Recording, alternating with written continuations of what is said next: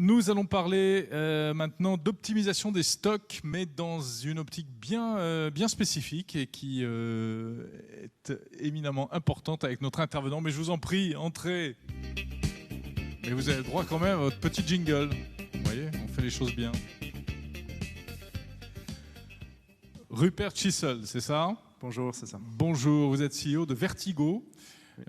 Société qui d'ailleurs, je crois que votre stand est juste en face. Hein. On s'est mis juste en face. Formidable. Vous êtes éditeur d'une plateforme de IA de prédiction pour optimiser les prix, les promotions, les stocks, l'assortiment et les ressources. Et tout cela dans une optique de gestion anti-gaspillage, si j'ai bien compris. Anti-gaspillage et entre autres, hein, donc on est éditeur d'une plateforme de prévision, haute précision. Donc, très bien.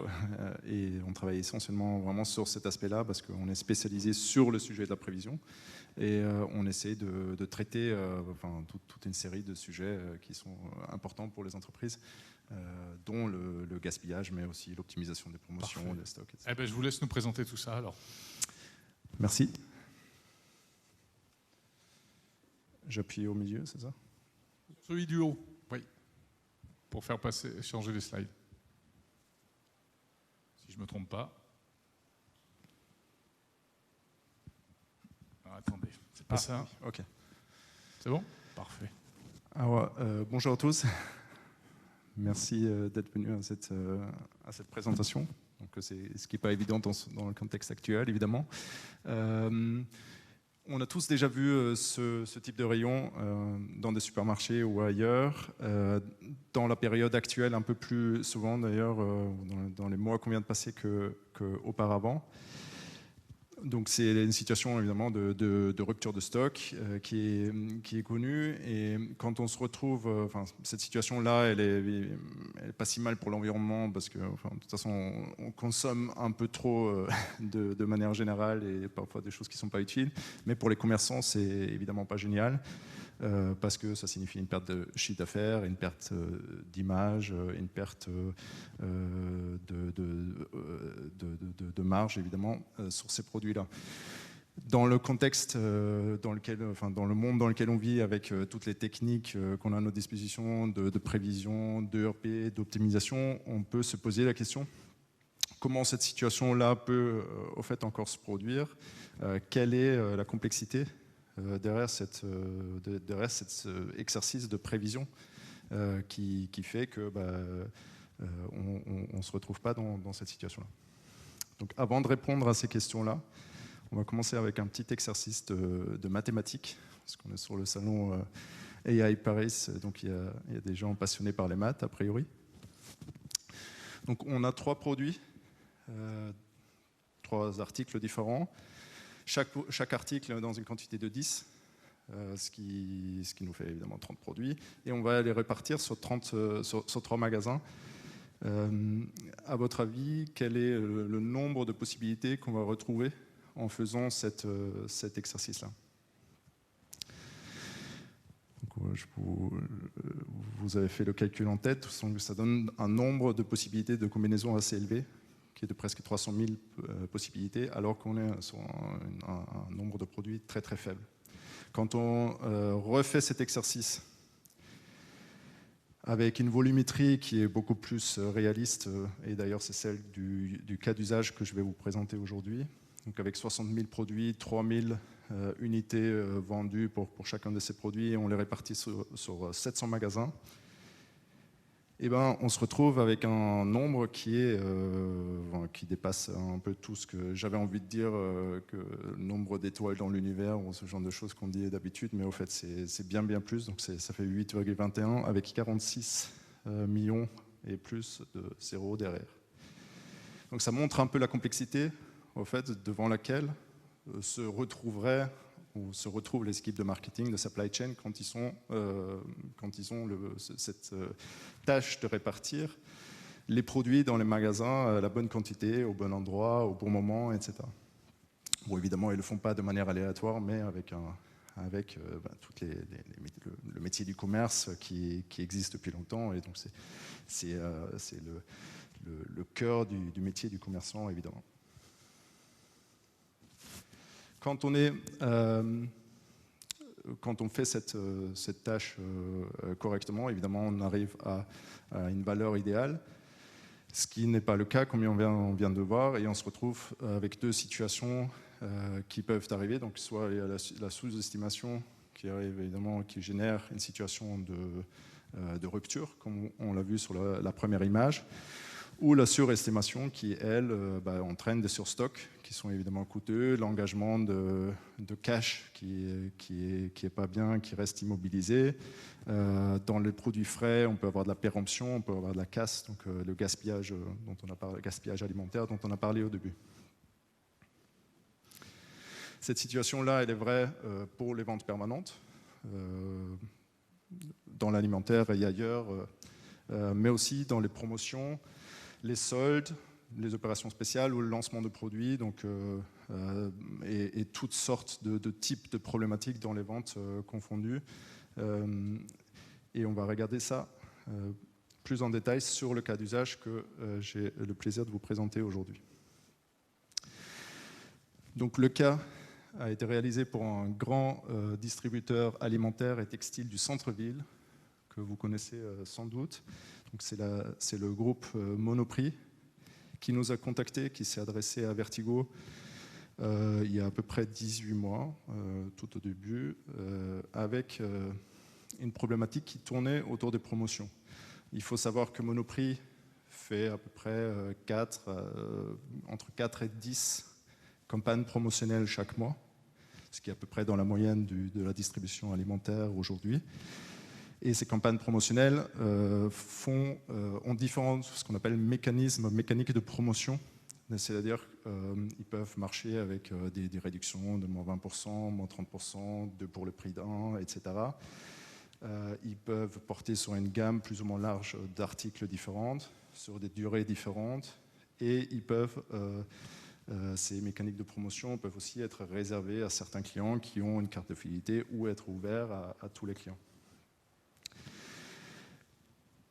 Dans ces mécaniques de promotion, il y avait trois demandes que Monoprix nous a exprimées. Il y a un besoin d'améliorer la précision sur les prévisions qui étaient générées par l'ancien outil qui était en place, qui était un développement interne, qui était d'ailleurs un très bon outil, qui avait déjà pas mal évolué dans le temps et qui donnait des résultats plutôt bons. Il y avait un deuxième besoin qui tournait autour du temps de génération d'une prévision. Donc ce temps au sein des équipes était assez important. Donc, alors que les promotions, le chiffre d'affaires promotionnel n'est que autour de 10% du chiffre d'affaires global de Monoprix, ce temps nécessaire pour les équipes prévisionnistes était presque de 80%. Et empiéter sur le temps qu'ils auraient pu utiliser pour prévoir les ventes permanentes. Et la troisième problématique, c'était la réactivité avec laquelle les équipes de prévision étaient capables de générer une nouvelle prévision. Donc il y avait beaucoup d'étapes qui passaient d'ailleurs par des fichiers Excel, qui devaient être importés, qui déclenchaient ensuite des requêtes auprès de la DSI, etc. Donc c'était un processus qui était assez fastidieux, qui leur demandait, enfin qui rendait en fait, tout le système pas très réactif. Et donc la demande était d'améliorer, d'automatiser cette partie-là.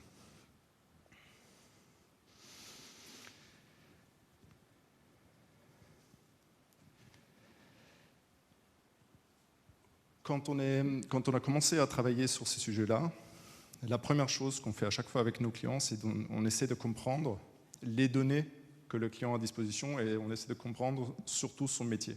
Donc qu'est-ce qui fait aujourd'hui qu'un certain nombre de décisions autour de la prévision sont prises et par quel mécanisme ces prévisions sont générées. Donc je vais vous donner quelques exemples sur les slides suivantes de problématiques qu'on est obligé d'intégrer dans un système de prévision qu'on essaie d'améliorer. Le premier exemple symbolise la différence entre les best-sellers et les low-sellers. Dans le retail alimentaire, comme ailleurs, vous avez une courbe, la fameuse courbe avec la longue traîne, avec du 80-20 ou du 90-10, où vous avez certains produits qui se vendent beaucoup, qui sont des produits phares du magasin, et d'autres qui se vendent peu. Comme ici, la mozzarella, qui quand elle est pas en rayon, ça pose un gros problème pour l'image du magasin, parce qu'il y a des clients qui viennent pour acheter ça, et ça fait partie de leur panier habituel, et donc si elle n'est pas là, c'est problématique. Or, ici on a mis le beurre de cacahuète, on aurait pu mettre n'importe quel autre produit de la longue traîne, qui se vend beaucoup moins, et l'algorithme de prévision, il est obligé de différencier entre ces deux groupes, de regrouper les best-sellers et les low-sellers a priori correctement pour répondre à cette exigence. Le pack d'eau et la crème dépilatoire. Donc là, on a un produit à gauche qui se vend de manière croissante, donc qui connaît une croissance dans le temps, parce que essentiellement les packs d'eau se vendent dans l'e-commerce, et l'e-commerce est plus en croissance que les magasins physiques. Donc ça se vend dans l'e-commerce parce que les gens n'ont pas envie de porter, quand ils sont en ville, leur pack d'eau pour rentrer chez eux. Alors que la crème dépilatoire, c'est un produit avec des ventes plutôt stables, donc il faut bien la différencier. Et on a mis la crème dépilatoire, contrairement à d'autres produits, alors qu'on a pu mettre d'autres produits, parce que pendant le Covid, c'est un produit qui a fait un pic, parce qu'il n'y avait plus d'esthéticiennes d'ouvertes.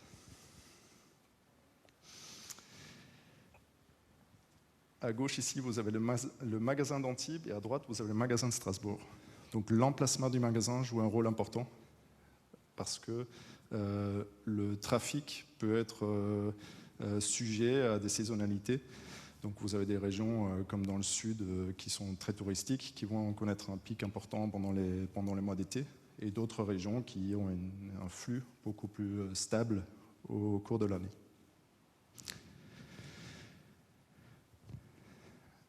De la même manière, il faut différencier les magasins comme à gauche ici, d'Opéra, qui est un magasin d'une grande surface, sur plusieurs étages, avec un nombre de références très important.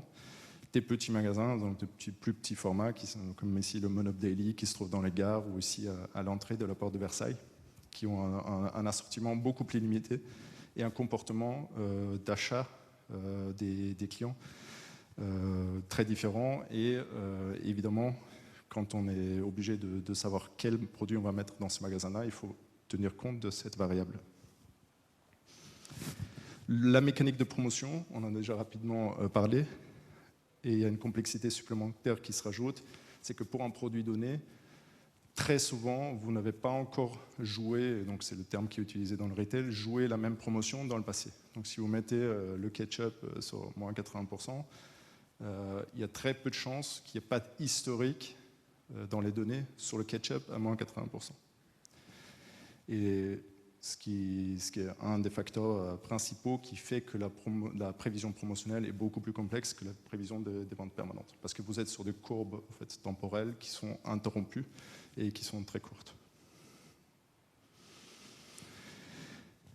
Nous avons aussi une grosse différence, évidemment, entre le offline et le online, notamment sur deux facteurs principaux.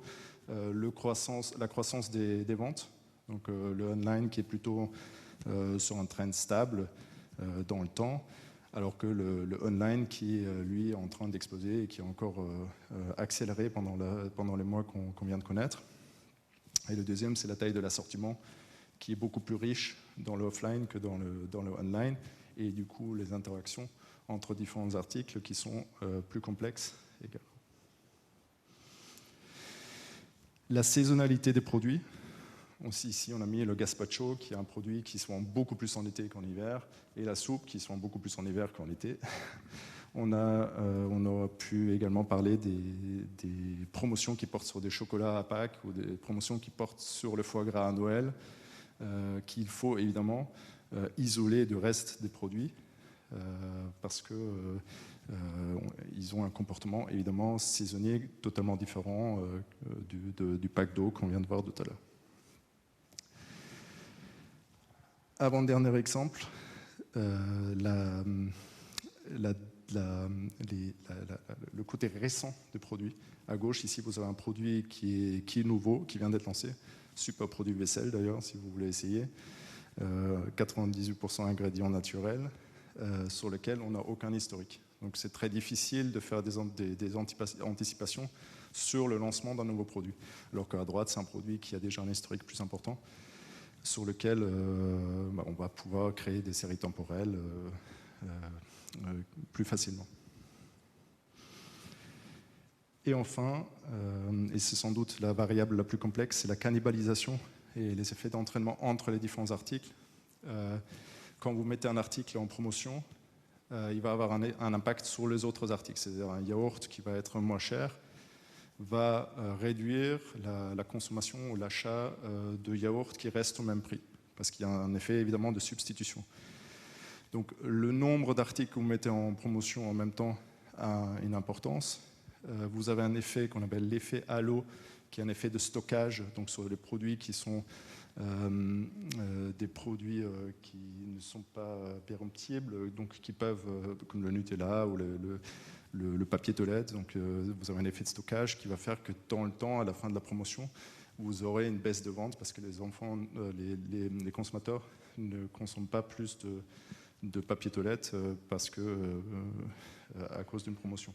Et inversement, vous pouvez aussi avoir des effets d'entraînement positifs. Donc l'exemple le plus connu qu'on cite souvent, c'est la bière et les chips. Donc si vous faites une promo sur les bières, il y a la consommation de chips qui va également augmenter et inversement.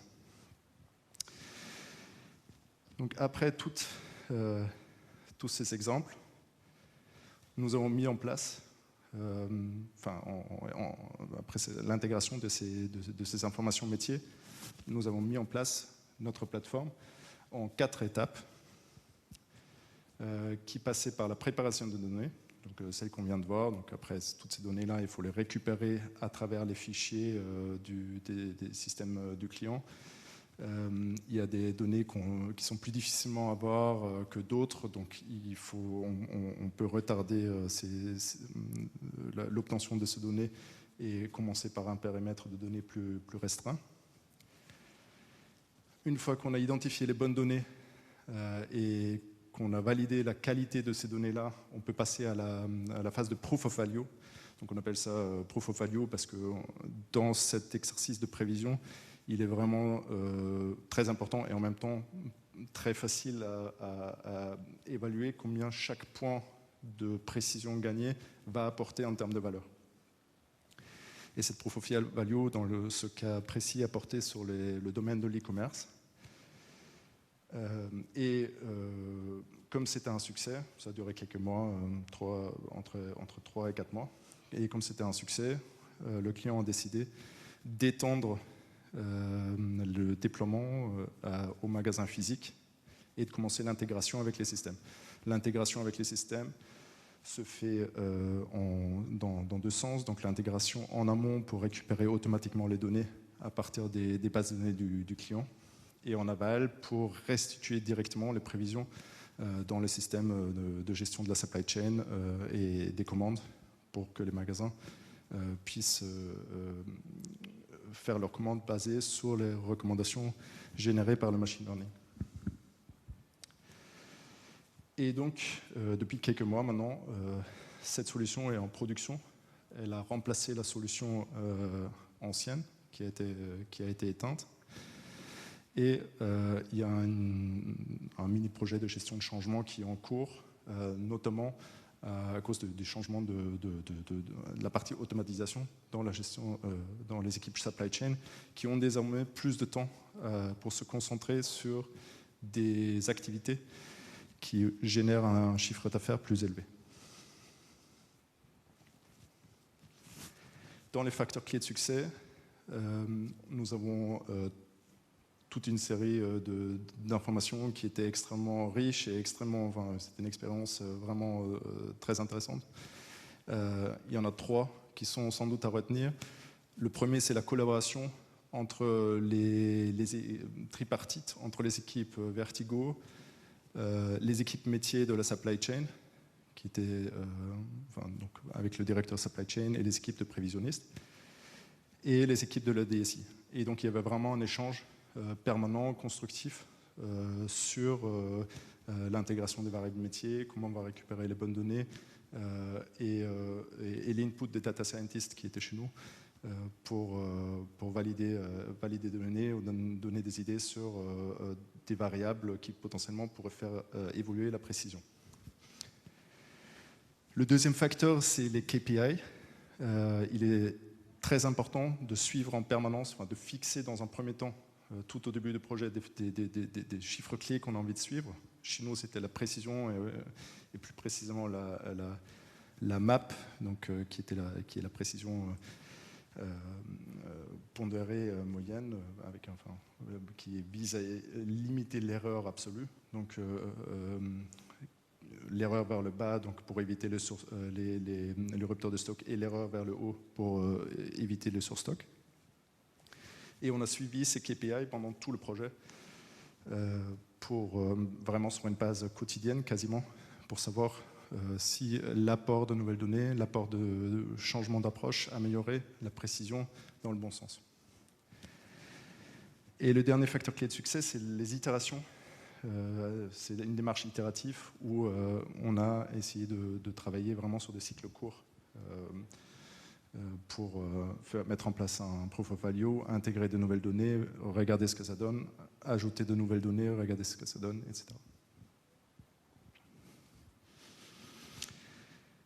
Les résultats en quelques valeurs, quelques chiffres. On est parti d'une précision calculée à travers la map de 56% initiale, ce qui était déjà, pour des prévisions promotionnelles, pour ceux qui connaissent le domaine, qui n'est pas trop dégueu. Et on a amélioré donc de 9 points avant de passer en production cet outil, et l'objectif à terme, en continuant à travers des phases itératives, est de 72%. Le chiffre d'affaires promotionnel, qui est de 10% du chiffre d'affaires environ du groupe Monoprix, a augmenté de 2,6% avec la mise en production. Ce qui, évidemment, à l'échelle de cette entreprise-là, est une amélioration assez conséquente. Et enfin, on a réussi à obtenir une automatisation totale du processus de génération de prévisions, car désormais, les prévisionnistes, on dit toujours en quelques clics, mais pour le coup, c'est presque vrai, peuvent importer un nouveau fichier dans lequel ils spécifient les couples points de vente et SKU, donc identifiant des articles. Ensuite, ils peuvent aller faire autre chose et le système va leur générer en moins d'une heure, en fait, ça dépend de la taille des manifestations, les prévisions pour cette manifestation promotionnelle.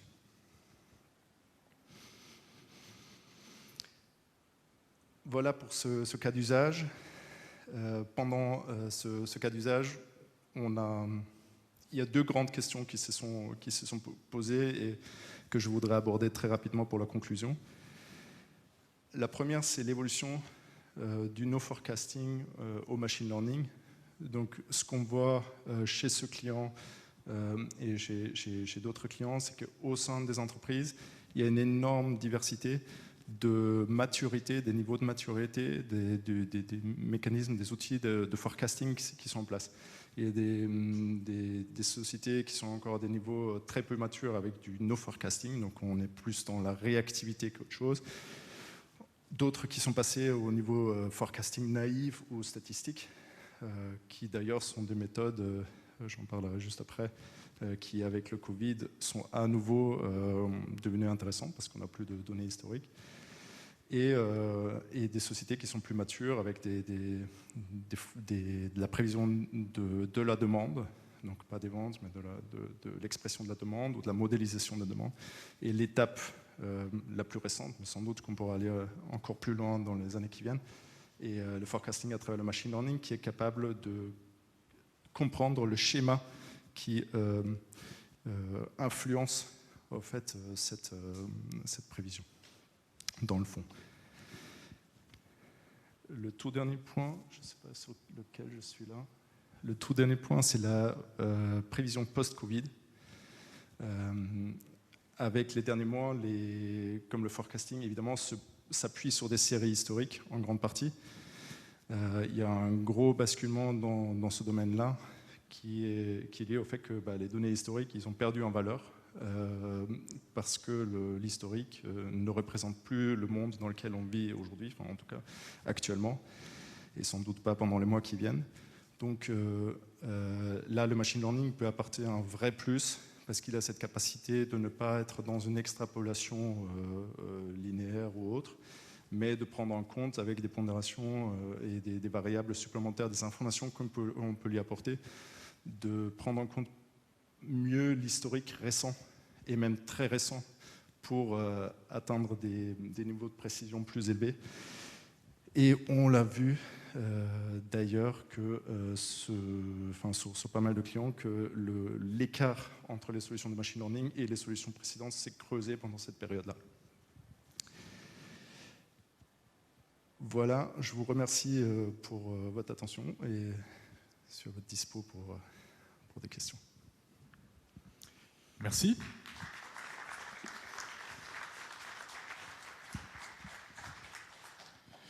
Merci, Rupert Chisel, Vertigo. Donc, y a-t-il des questions? Monsieur? Bonjour, d'abord merci pour votre présentation. Juste un point, au regard de la complexité là, de tous les différents produits et autres que vous avez énoncés, combien de temps vous avez fait pour mettre en place ce type de projet? Combien de temps vous avez pris pour mettre en place ce type de projet? Ça, c'est ma première question. Et ma deuxième question, c'est, il y a un point que je n'ai pas compris, c'est est-ce que c'est une solution déployée chez le client ou c'est quelque chose qui est chez vous, hosté chez vous? Enfin... Merci. Alors, je vais commencer par la deuxième question, parce qu'elle explique la première. Donc, c'est une solution qui est hébergée chez nous, c'est une solution SaaS qui s'appelle Vertigo, avec laquelle, qui comprend toute une sorte de série de choses, mais surtout une librairie des algorithmes qui sont les plus utilisés pour la prévision actuellement, qui sont sélectionnés automatiquement et paramétrés automatiquement par une technologie d'AutoML. Et c'est ça qui nous permet, au fait, donc pour répondre à la première question, de déployer très rapidement et tester très rapidement différentes approches pour nos clients et ajouter progressivement de nouvelles données parce qu'on va à chaque fois faire tourner les entraînements, déposer les modèles, appeler les modèles pour générer les prédictions et ensuite récupérer les résultats qu'on va scorer sur les tests ou sur des campagnes futures sur lesquelles on n'a pas encore les résultats. Et donc la durée du POV était d'environ 2-3 mois et la durée de la mise en prod était équivalent dans l'extension au magasin physique. Ce qui est essentiellement dû au fait aux itérations qu'on doit faire avec les équipes du client pour récupérer les données. Donc il y a un certain délai qui est nécessaire évidemment à la partie logistique. Donc en gros 6 mois, quoi. C'est ça. Autre question?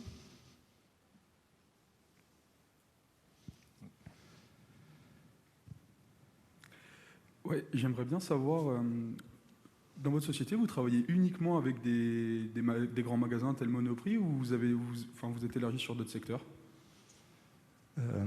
Alors, chez Vertigo, on est spécialisé sur la prévision. Donc, notre seul but, et toutes nos équipes travaillent, on a une trentaine sur Paris et Nantes, et on travaille exclusivement sur cette question de la précision et de la déployabilité de nos algorithmes.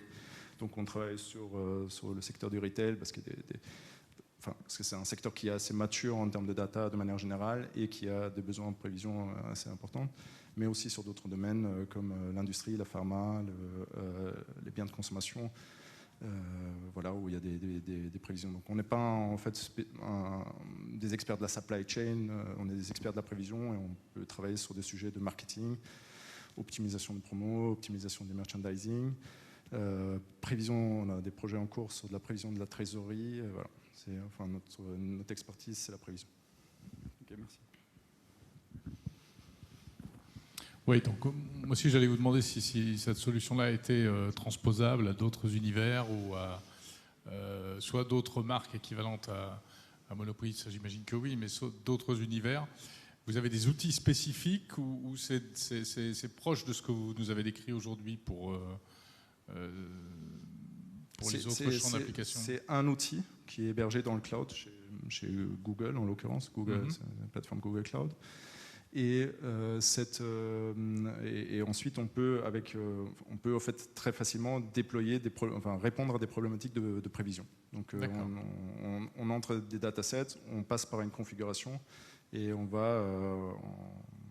Et vous vous adaptez à chaque situation. Et puis après, on passe dans une itération pour rentrer dans une phase d'amélioration continue des modèles pour devenir de plus en plus précis. D'accord. Une dernière question?